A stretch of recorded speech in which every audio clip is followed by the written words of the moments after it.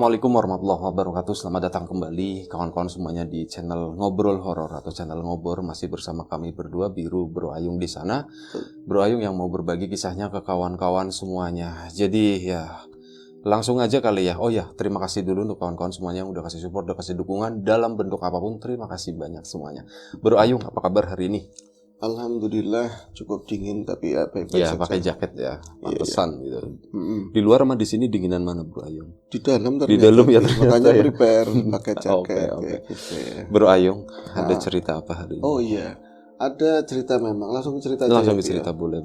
Ada sebuah cerita itu dari seseorang yang memang biasa ketemu lah sama aku. Nanti harus siapa dia yang pasti mengkisahkan sebuah tadi ya pengalaman horor. Sorry Bro Ayung, ya. ini tak pindah biar deket Kurang kayaknya. dekat. Iya, sebuah pengalaman horor yang dialami Mas Rustam dan keluarga. Ini Mas Rustam itu orang Brebes. Orang Brebes, kalau tepatnya desanya apa, dia ngomong jangan dikasih tahu. Desa jangan gitu. Iya, desa jangan dikasih tahu. Jangan Utama Jaya ya gitu. Itu desanya letaknya nyebrang Kali Pemali kalau dari Tegal begitu. Oh, udah lewat sana ya. Udah lewat. Memang sadu kalau aku pernah main ke desa-desa tersebut ya, beberapa desa di sana, tapi bukan melewati ini ya. Bukan lewati jalur Pantura sana. Oh iya. Jadi alternatif ke sini. Betul, harus nyebrang ke Kali Pemali lewat ini loh, sampan kayak semacam getek perahu gede gitu. Tapi itu muat sampai motor berapa kuat bi. Tapi kalau musim-musim kayak gini hujan, yang turun itu kan bandaranya tanah, agak licin. Kalau nggak memang driver banget gitu. Sayangnya banyak ibu-ibu juga pinter. Iya itu turun ngeremnya harus pas baru ke perahu. Beberapa kasus dulu pernah kayak gitu. Terus giliran nempel ke perahu cuman buat pijakan, lolos bleng gitu.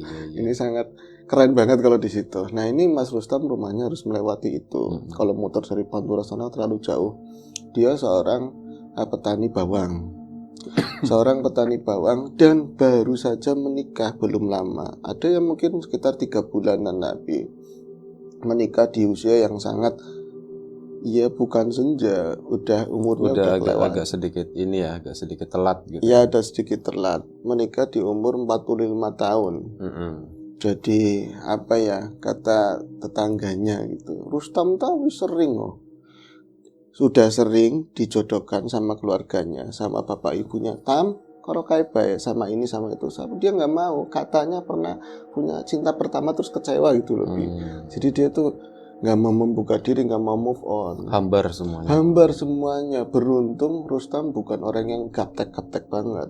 Hasil dari tani itu akhirnya dia punya HP Android. Disitulah dia mulai ketemu sama Rizka melalui wahana Facebook. Hai gitu kan, balas-balesan, kemudian Messenger. Dari itu berkembang menjadi kopi darat.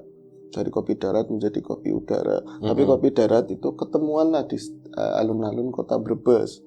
Di sana alun-alun Kabupaten Brebes. Di sana ternyata Rustam sudah, aku mencoba move on kayak nggak, emang ini mungkin jodoh. Sebenarnya masih kebayang masa lalu. Tapi nanti kalau ketemu sama foto sama asli kan biasanya beda. Ya kan, giliran ketemu angel mukanya kan. Ternyata pas ketemu sama si Rizka sama yang diput, malah lebih menyenangkan karena berapa dimensi kan kalau misalnya ada asli. ada wanginya, ada centilnya, gitu. Ada penjutuannya begitu kan. Kayaknya pas. Disitulah mereka nyambung, ternyata diketahui di situ baru terbuka. Rizka adalah seorang janda. Seorang janda punya anak 3 bi. Udah 3 ya. Punya anak 3. Jadi kalau Rustam cerita sama orang tua, ya Tam, ya bagus. Itu kamu nanti dapat bati, dapat untung. Sudah menikah dapat batian 3, dapat anak tuh. Bati primen, makanya anaknya bang. Bukan jadi siapa tahu jadi jalan rezekimu tambah luas. Ya akhirnya dari situlah nggak membutuhkan waktu lama, mulai WA ya kan kayak gitu, terus menikahlah mereka dan menikah di Tegal. Itu menikah di Tegal. Menikahnya di Tegal, di tempat perempuan. Oh, perempuannya orang Tegal. Tetangganya Mbak Ayung, bukan? Tetangga desa. Oh, tetangga desa. Kenal. Nanti ada aktor yang jenengan bakalan kenal di belakang. Kemudian perjalanan menikah kayak gitu kan, Sore Rustam bilang kayak gini sama temennya ya, yang tadi temanku itu, ngerti ya kayak gini kasih gumian katanya. Enak gitu. Enak ternyata. Apa cinta pertama kalau cuma menyakiti kayak gitu kan. Ngapain aku nggak move on dari dulu. Ternyata menikah itu enak. Mau medang ada yang bikinin, mau apa juga. Iyo, musimnya rendang penak katanya. Musimnya musim hujan. Ora usah angel-angel, janda soalnya. Ya wis seperti itu. Dijalani pernikahan tersebut dan tinggallah Rustam di tempat istri. Jadi bolak-balik ke tempat usahanya kan sawahnya di Brebes. Harus melewati Kali Pemali ke sana ngulon. Nah, jalur sini Lengkong ke sana. Iya. Terus nanti sore pulang lagi ke sana. Jadi semuanya berjalan baik-baik aja sampai waktu sebulan, enggak, 2 bulan menikah, ada sesuatu yang aneh yang dirasakan oleh Rustam. Awalnya begini, Bi. Rustam itu lagi ada panen. Dan bukan panen raya, karena memang jelang-jelangan yang nanam itu memang jarang-jarang dan harganya lagi bagus. Rustam WA sama si Rizka, "Mah, aku mungkin pulangnya telat." Kalau biasanya jam 4 sore udah pulang, nanti ada kulinya tukang nyiram gitu kan. Mohon maaf lagi agak sedikit batuk. Iya. Tapi pulangnya telat. Nanti pulangnya telat. Di dalam baterai mati. Baterai mati. Casan benyile, ya kan? Cuman HP. Yang penting bisa punya HP Android buat sama kontak-kontak sama Rizka. Dulu kan intens, kalau udah nikah kan agak berkurang gitu ya. Nah, si Rustam itu diceritakan, Rustam itu kemudian dari sawah sempat mampir ke rumah orang tuanya buat makan. Setelah makan kemudian dia menuju ke ke timur beberapa desa, terus harus melewati tadi Kali Pemali tadi, Bi. Harus nyebrang. Nah, saat ini baru Rustam ikut cerita waktu itu ya. Rustam ikut cerita sendiri. Jadi, saya dibilang capek ya nggak capek banget. Tukang songgol ada, tukang songgol yang bawa-bawa itu ada.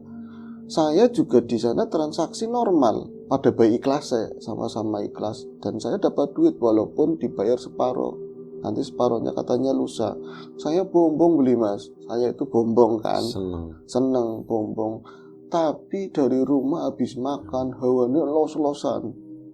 Sana hawanya nggak jelas, kayak ucul-ucul, nggak kerasa nyaman lah seperti itu. Terus ada perasaan takut, ada perasaan aku kayak terancam, tapi apa? Gelisah. Banyak banget cuman gelisah doang gitu ya. Aku mulai jadi kenapa resah dan gelisah. Itu susah, resah dan gelisah. Menanti di sini ya, Bi. Pakai sepeda motor Supra, ya sepeda motor Indonesia, Bi. Gading Jepang. Kemudian dia itu mulai menyusuri tadi bantaran Kali Pemali menuju seberangan. Itu kan dibikin rada miring begini, yang gak langsung turun dulu, terlalu curam. Rustam kemudian melihat dari seberangan itu, iya ya, musim hujan kayak gini, rada lunyu, rada licin. Bisa aku wedi, kemarin aja lewat, tadi pagi aja lewat. Kenapa ada rasa takut di situ? Mana perahunya di sana? Perahunya itu lagi ngantar ke seberang, berarti lagi menuju ke arah dia ke sini. Lama ditungguin. Nah, dia yang aneh. Waktu itu aku merasa, sing ilang aku siapa? Yang liatin aku tuh siapa? Terus aku mau diancam sama siapa? Saya megang duit. Orang duit yang megang tak resekin, tak sandelin di motor aja udah biasa. Kenapa aku kayak takut, tapi takut nggak ngerti ini apa. Akhirnya, "Mas, situ beli ini mudun," kata yang tukang perahunya. Itu kan versinya biasanya pakai tambang, dibentangin, beginiin ya, ditarik begitu. Kalau enggak pakai galah, nanti putarannya bisa pas, Bi, bolak-balik pak kayak gitu kan. Nah ini Rustam, "Oh iya siap, mudun emang lu Mas waktu kue." Jadi ban itu ngasak-ngasak emang rada gundul. Terus pas naik ke perahu kan itu harus direm.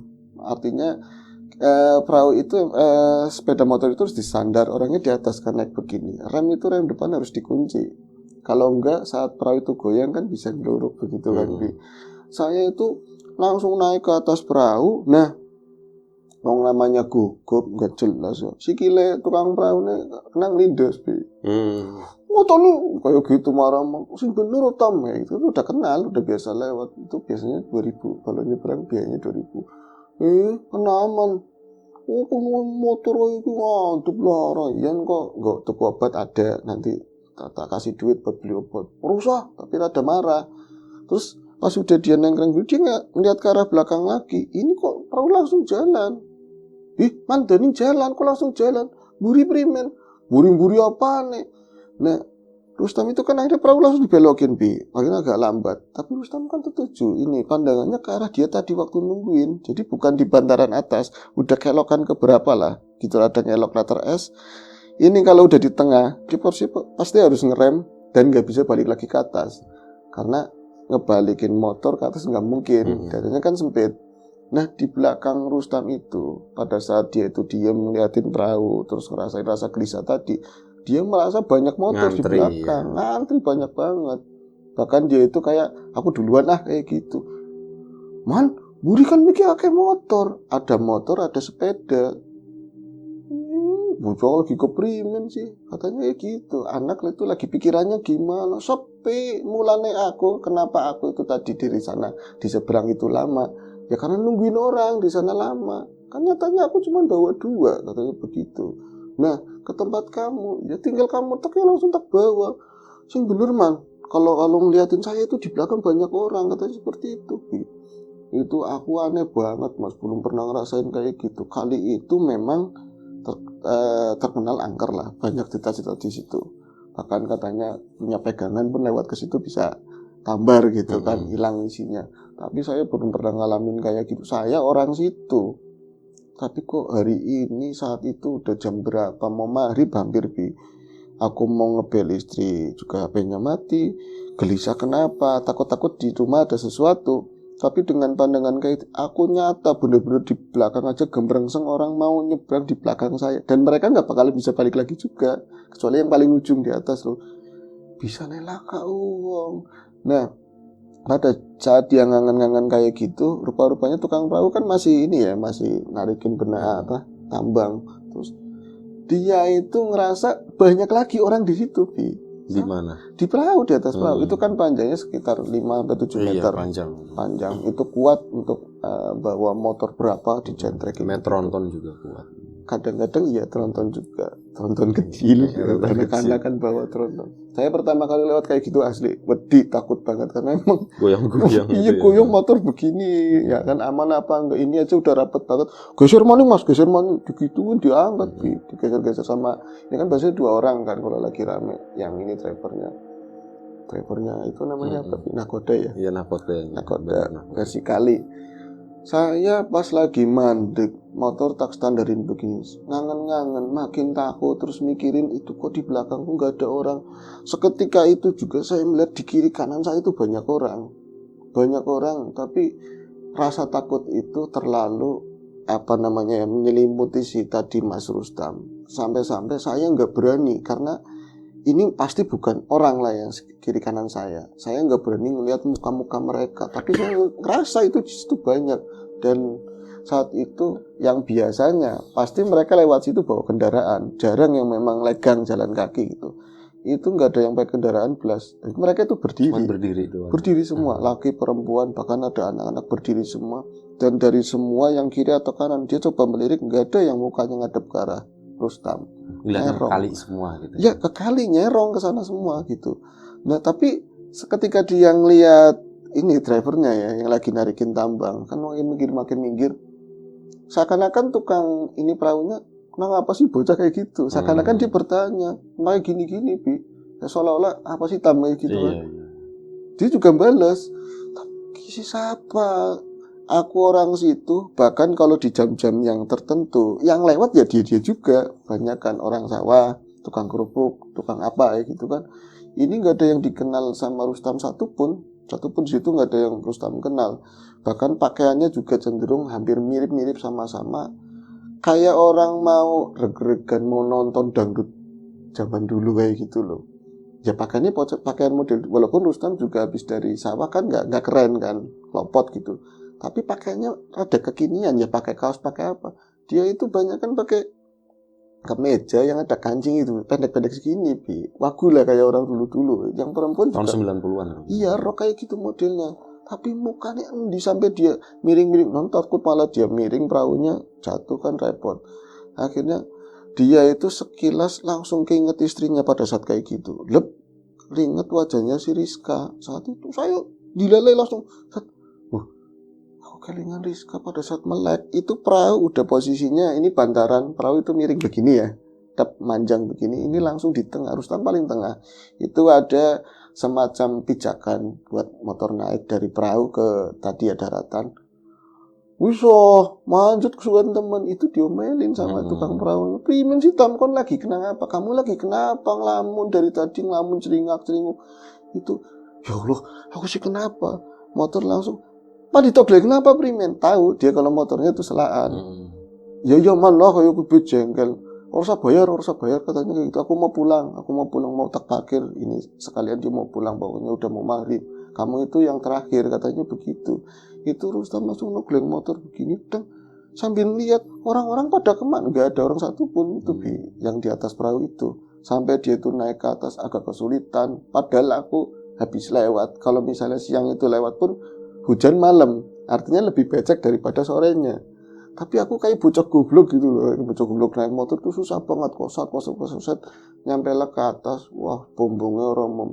Saya ngeliat lagi ke atas, ke bawah gitu ya, ke kali, ngeliat ya ketemu setan Manusman, yang enggak ketemunya tukang perahu, apa maning katanya kayak gitu, ada yang ketinggalan atau enggak, bocah angel lu katanya seperti itu. Akhirnya saya coba ngelogoh HP lagi, siapa tahu ada baterai yang tersisa, dihidupinnya nggak mau. Tapi tadi aku lihat bener apa enggak nyatanya ya memang kelihatan banget. Kalau memang nyatanya nggak ada siapapun, sembuhlah. Tapi ini semakin galau semakin takut. Dia ngelanjutin perjalanan ke arah Ngetan. Kan itu ada jalan kecil kampung, terus kadang-kadang masuk gang seperti itu. Nah ketika ketemu jalan gede, udah maghrib, bener-bener udah maghrib, dia itu kaget mikirin di rumah, mikirin Rizka. Ya lagi sayang-sayangnya lah namanya baru menikah seperti itu. Itu ada suara klakson gede, motor di belakang, langsung bener kayak gitu. Sopir kapal ada keneknya, Sudam itu kan ngomong, aja ning tengah, bak motor kayak bocah ngelamun gitu. Itu lebih tua mungkin ya, pantaran itu. Ya sorry lah, garin liwat baik, tinggal lewat aja, ngapain pakai klakson. Katanya itu emang denger, ini agak lama, tapi pas dia itu kaget-kaget udah di sampingnya, dia minggir. Pas sudah minggir, lewatlah tadi ya, truk tadi. Nggak lama, ada suara yang mirip lagi kayak gitu. Cuman klaksonnya klakson motor, cilik, kecil suaranya. Tet, suaranya kayak gitu. Cuman arah belakangnya. Kayak wong pada laku udah di pinggir banget lah, pelan-pelan karena lagi galau. Kenapa tinggal nyelip aja, tet. Itu sampai begini, tinggal maju aja. Itu daerahnya gelap Mas. Jadi kalau dengan pernah lewat sana ya itu di antara yang dulunya bekas-bekas tebu di sana. Nah saya nungguin orang yang nyelip. Akhirnya orang itu nyelip. Pas di samping saya kagetnya luar biasa. Emang siapa Mas? Bapak mertuanya nyong katanya. Bapak mertua, Masa bapak mertua ke situ-situ? Ya nanti Mas ceritanya belum selesai katanya gitu ya. Langsung mandek, berhenti. Itu langsung ditukik, dipotong. Tam, aku boleh dikontam. Aku mau jemput kamu. Bapak ngapain kemari? Ngapain jemput? Ngabari kalau ada apa-apa ngabari. Lah itu, saya itu jadi bapaknya tukang kambing.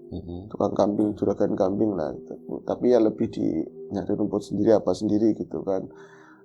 Dia mau ngabarin sesuatu Mas tentang istri saya, tapi mau nyuruh orang gak ada siapapun lah di rumah, tinggal si anaknya Rizka sama bocah-bocah kecil. Nah terus nelpon katanya gak diangkat. Nah sedulur-sedulur nang omah, beberapa telepon yang mereka punya ya, itu tentang orang tuanya Rustam juga megang handphone, yang perempuan itu juga nggak bisa ditelepon. Akhirnya wis tak jemput boy lu, mau dibel-belon ditam-tam itu nggak denger katanya ngelamun. Akhirnya kan dia jalan balik lagi ke sini kan, mertuanya nututin belakangnya. Akhirnya mandek lah saya sama mertua, terus ngomong, emang ada apa sih Pak, nyampe nyusulin Tegal itu jauh dari sini. Lah wis ngelalu, nanti juga ketemu. Alhamdulillah ketemu di sini. Emang kenapa? Balik ke Gian Tam. Lah ini main balik katanya. iya ning omah kayak bojone kon kayak bojone istri kamu itu seperti itu. Lah apa emang kenapa wis balik-balik tapi aku lemes. Tam, kamu nggak apa-apa Tam. Jadi bapak mertua ngeliat saya pucat banget. Padahal hitam orangnya hitam umurannya hampir mirip pantar-pantar lah, tapi kan jauh tua ini mertua. Bu Pak, aku ngerasanya itu saya kayak takut, saya nggak jelas kayak gitu loh. Rasanya itu gelisah nggak jelas. Iya, saya aja tadi ngeliat istri kamu di rumah kayak gitu, belum dijelasin. Saya masih biasa, tapi lagi nyusulin kamu, ketemu kamu. Bisanya aku wedi, merinding. Kenapa aku tuh merinding terus lemas? Bapak wis madang kayak gitu, bapak udah makan. Wis kok. Tam, anak wong kenal di sini, ada orang kenal di sini nggak kamu? Ada Pak, warung depan. Aku bonceng lah Tam, mintanya bonceng, balik lagi ke motornya dititipin. Akhirnya boncengan pakai motornya Rustam. Nah, di atas motor itu, Pak, aku bingung dinaki ya. Hari ini aku bingung. Saya itu gelisah. Habis dari sawah gelisah banget. Padahal udah makan tapi lemes-lemes nggak genah. Paling kayak gitu doang di belakang sambil lucu. Diceritain yang ada di perahu itu seperti apa. Primen Pak menurut Erika. Primen? Orang tua Bi. Jadi dia sing mau gemrengsang, kamu itu gemrengsang, ngomong apa saya nggak denger itu. Jahat kan kadang begitu. Iya. Sering kan kalau kita ngobrol terus yang diboncengin nggak memperhatikan kayak gitu. Bangsa temen orang mertua tiba kena, kalau nggak mertua saya jatuhin. Saya ngobrol udah lama Mas Oyung, tahu-taunya nggak dengerin saya itu cerita apa. Oh ya wis ngomong baik Pak. Itu akhirnya lanjutin perjalanan, tapi udah makin dekat kan. Kalau jalur ini kan bisa nyebrang lewat sawah ya, Bi. Sampai ke kampungnya dia. Terus rumahnya ini, mertuanya Rustam itu rumah kuna. Rumah kuna ada sompangan dan bahkan di sampingnya kandang kambing yang 2 jajar begitu. Ada instal kuda, dulunya punya kuda. Situ. Saya pas nyampe ke rumah, kaget luar biasa Mas. Kaget luar biasa. Kok rame orang di rumah dan pintu itu kan posisinya kayak di atas karena memang terasnya tinggi begitu ya. Dan ini lawangnya ngeblok, ada orang geriang-geriang tapi bocah-bocah kecil. Pak anakku harus diliki dewek malah bapak wis lemes man. Katanya turun di motor aja minta diangkat kakinya bisa ngin lemesnya. Nggak tahu Pak ada apa, kok deleng dewek ning jero. Kamu itu lihat sendiri. Pada saat Rustam turun itu dia juga sama lemes ya, galau segala macam ya. Kok rame orang? Itu ternyata ada ibu-ibu yang lagi dikerubutin bocah-bocah kecil. Itu anaknya Rizka. Itu kan jaraknya nggak terlalu jauh, paling gede SMP lah, SMP kelas 1. Yang lain kecil-kecil semua. Itu lagi pada nangis semua di ruang depan, bukan di teras ya, di ruang depan, di balik gitu, istilahnya di balik. Wah ada apa? Wah, itu ada tangga-tangga yang lain tapi nggak banyakan perempuan, satu kakek. Tam, bojone kon kita memburi bojone kon Tam, bojone istrinya kamu itu di belakang. Emang kenapa Wak? Pak, bapak udah dekat, undangnya papa malah, papa, mama di belakang, mama di belakang. Aku langsung ngedibak baik, ngedibak itu langsung jalan kenceng lah ke dalam, buka hordeng kan nggak pakai pintu yang tengah, buka hordeng. Saya cari di kamar Mas, istri nggak ada. Terus saya cari lagi ke ruang sompangan juga nggak ada. Saya balik lagi, Wak. Wis kane nang endi bojone aku nang ndi? Di mana istri aku? Nang mburi, kita nang mburi. Kan bojone kon kenang apa, Bu? Enggak tahu kenapa. Orang kayak gitu tuh. Papa, mama. Wis kamu di sini aja, Nok. Balik lagi saya ke belakang, saya cariin enggak ketemu. Itu kan masih ada kolam yang gede model kuno. Model kuno kan kolomnya lebar-lebar. Terus ada sumur yang di katron, walaupun udah nggak dipakai, udah pakai ini kan jet pump. Itu saya kaget nemuin istri adanya di kolam. Maksudnya gimana Mas Rustam? Di dalam kolam orang Mas, di pojokan. Jadi kolam itu kayak ada tutup tembok tapi nggak tinggi segini ya. Jadi dalam ada yang lagi ngeriang. Saya nggak bojone aku lemu katanya. Bojone aku lemu. Sampai tahu rumah. Pernah lihat apa enggak? Enggak, saya bilang biar cepat ceritanya Bi. Enggak, bojone aku badannya gede. Rambutnya berintik. Rambutnya ada ikal-ikal, tapi selalu dikuncir. Bahkan saya kalau misalnya gerai aja nggak pernah lihat walaupun udah 2 bulan lah di gerai kayak apa. Tapi memang dawa rambutnya panjang. Itu posisinya di kolam paling pojok ya. Dalam itu paling pojok bener-bener lagi kayak gini menunduk. Tapi mainan air cupak kayak gitu di atas uncelang. Itu kan kalau kolam kan tingginya paling seginian ya. Dia kayak uncang-uncang di situ mainan air. Rambutnya jiwuk banget. Sampai saya langsung jimbrong. Ya Allah, saya jatuh di situ, nyampe ledes, saya jatuh, lemas banget. Kon sapa, remu sapa digituin. Itu di belakangnya, tapi mertuanya udah nyampe situ juga. Rizka dadi kayak gitu. Emang kenapa bunuh orang ngerti? Saya nggak tahu. Kenapa bapak nggak minta tolong ke tetangga atau usut apa yang ngerti? Lah orang kepikiran, saya malah percayanya sama kamu. Apa tahu kamu katanya orang bisa apa nih? Rustam boro-boro bisa. Akhirnya, yuk tambah tiritan, ayo temenin sana, istrimu diambil suruh turun, nanti malah nyemplung, kenapa-napa gimana? Tuntun-tuntunan berdua. Rustamnya yang diajuin ke depan. Nah ini ceritanya akhirnya ganti. Yang cerita mertuanya Bi. Jadi Rustam di depan, Rustam itu langsung megang kayak wong kesetrum Bi. Langsung kayak wong kesetrum. Rustam ikut-ikutan kayak gitu Bi. Ikut-ikutan jadi kayak orang dongo itu langsung banclik di atas kolam kayak bareng-bareng kayak gitu. Dua-duanya. Gitu. Wow, singkarannya aku. Jadi itu namanya siapa ya?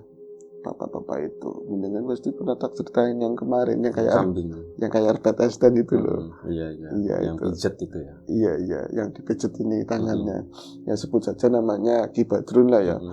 Ki Badrun langsung saya itu melihat berdua bukannya tambah mari tambah sembuh terus mau ya paling enggak diambil istrinya ayo barengan soalnya kan badannya gede anak saya. Rustamnya melu-melu malah ikut-ikutan kayak gitu. Semingkir suaranya jadi gede. Ya kalau yang ngomong Rustam laki-laki, anak saya suaranya gede. Maksudnya yang perempuan, iya si Rizka suaranya gemblandang katanya, gemblandang gede. Kayak Gondoruo mas suaranya kayak gitu. Semingkir. Tapi nggak ada kata-kata yang lain. Semingkir itu sana, pergi. Saya bingung waktu itu. Ini aku mau kayak gimana? Pas keluar dari area kolam situ, itu nggak tahu ini nyata atau enggak. Seolah-olah pating jeligrang itu banyak orang tahu-tahu aja dan itu bukan tetangga saya. Banyak orang apa? Banyak orang itu pada berdiri. Tapi itu di depan pintu yang mau masuk ke rumah di situ. Itu banyak pating jeligrang dan pakaiannya sing kayak Ristem di perahu. Jadi pakai ya baju-baju ini lengan pendek, perempuannya pakai androk kayak gitu. Saya cuma mencenger, lemas di sininya lemas banget. Jam berapa itu? Ya jam 9, jam 9 keteter begini. Sampean kabeh siapa?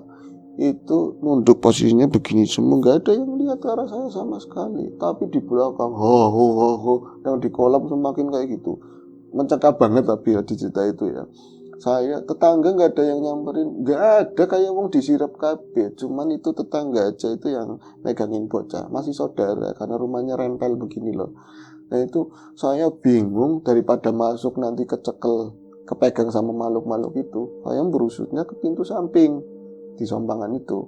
Saya keluar, ya kalau saya temannya nggak ada lain, saya lari langsung ke tempatnya Om Taswid. Itu dilalai wong gue orang itu kalau jam 8 udah ucul ada di rumah dan pakai motor. Saya tak berani bisa naik motor lemes semua. Tolong anaknya saya itu tolongin seperti itu. Ya itu kalau Om Taswid kan belum melihat tapi dia udah kagok duluan gitu. Langsung nelponnya ke Tumaritis Ubi. Bagian medan kafe kayak gitu sih. Cuman waktu itu saya nggak ada. Kalau ada juga mau ngapain, repotin doang kan. Nelpon Mas Tumi sama akhirnya bawa Mas Tuying ke sana kan.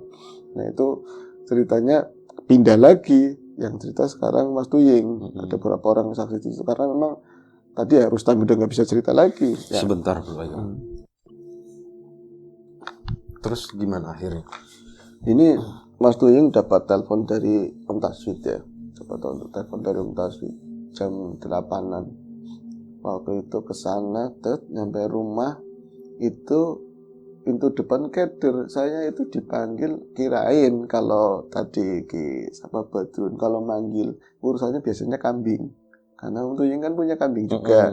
Terus kadang-kadang ada kambing yang meriang, tahu-tahu udah dipotong tapi dia nggak makan. ini bawa buat bocah-bocah, nanti kan di sate ditumaritis atau apa kayak gitu ngartinya Bi. Pas nyampe rumah itu biasanya dari depan, arahnya dari depan nanti belok ke arah kiri gitu ya, samping rumah. Biasanya nongkrongnya di belakang di stal kuda gitu sana. Tapi Dani kok lawang buka, lawang itu pintu ya, pintu depan itu buka, isinya suara orang pada nangis. Turun aja sih, turunin. Akhirnya berdua turun kan. Udah sana kamu naik. Saya itu naik ke teras ke sana mau buka pintu, bocah-bocah kecil pada nangis. Ini ada kejadian apa gitu kan? Mas, sampai ditundang taswid katanya begitu. Samping aja, samping ke samping. Akhirnya jalan mereka berdua ke samping. Nggak tahu di sana itu melihat apa, Om Bawit juga cuma diem, udut, ngerokok, tapi katanya lemas. Itu yang niatnya nelpon doang loh, nggak ngapa-ngapain. Itu sih lemas, cuma nelpon rokok doang. Nah tadinya Ki Badun di sampingnya cuma, Mas tulungi putune nyong, anaknya aku tulungi di dalam. Itu langsung masuk ke dalam. Ternyata yang laki bini itu, yang tadinya di kolam, itu posisi suaminya itu udah di tengah-tengah sompang, yang bagian terbuka begitu ya. Itu lagi duduk tapi sorry ya, prakteknya kayak gini posisinya duduknya, posisinya kayak gini. Terus ya udah mungkin kalau pasannya Om Tuying kan tahu hal-hal yang seperti itu. Kayak nggak sebaiknya, nggak semestinya orang normal gitu kan. Kang lagi apa nang kono? Malam-malam lampu juga dinyalain, lampu kecil lagi apa di situ, nanti kehujanan. Itu langsung melihat ke arah saya, yang matanya duduk mata orang normal, bukan mata orang normal. Dulu langsung mendelik ke arah saya gitu. Atop ngeliatin saya jalan kan, muterin ke dia ya setengah putaran langsung ngeliatin. Kon siapa? Langsung ganti. Kamu siapa? Cuman aing mau nggak seperti itu, langsung balik, suruh pulang, jangan ke sini. Nah saya fokus, ganti lagi. Orang tuh di luar sama Taswin. Diempanin ke dalam jalan katanya begitu. Saya ngeliat, mana si Rizko, kaget banget bu. Saya kan tahu dia itu orangnya emang badannya gede, tapi rambutnya rapi. Posisinya di pintu kolam, jiwuk kayak rambutnya itu penuh sepintu kayak gitu loh. Wah kaget luar biasa, itu ternyata di belakang saya katanya. Kayak gitu. Satu kali tok. Saya langsung jedak mau nabrak yang tadi, yang lempar tadi ya. Kayak kekepung saya. Nah di situ tuh muter. Ini mah bagian mereka yang nggak kelihatan ya. Terus akhirnya improv aja lah. Di situ kan ada air ya, air genangan, bukan air kolam, genangan dari susuran hujan. Ya, saya bacain apalah Anas sama Al-Falaq. Terus saya siramin begitu ke tubuh suaminya gitu. Dia itu langsung meletak.